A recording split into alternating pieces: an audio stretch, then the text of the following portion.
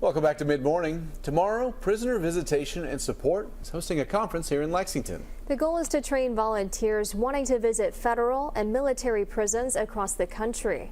Here to tell us more about the event and its mission is Molly Clifford. Thank you so much for being here today. Thanks for having me. Tell us what's going on this week. Well, Prisoner Visitation and Support has about 300 volunteer visitors, and they volunteer and visit in federal prisons across the country. And every year, aside from COVID, we have a conference where we work on our training and our visiting skills.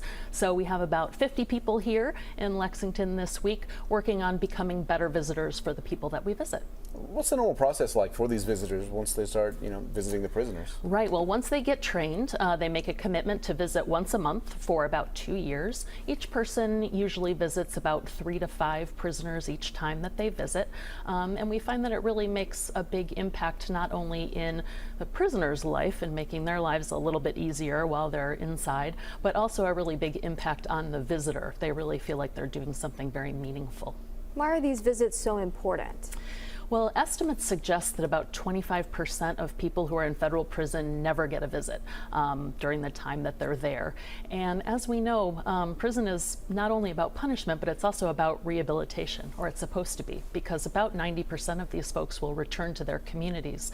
So we find that having a good experience with somebody on the outside during their time inside often makes their reentry more successfor.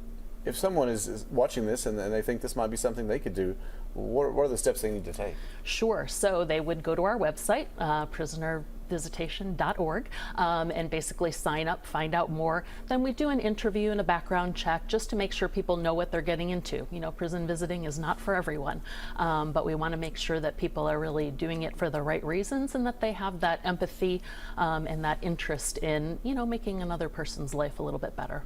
Tell us, what are the hours for the training this week and days?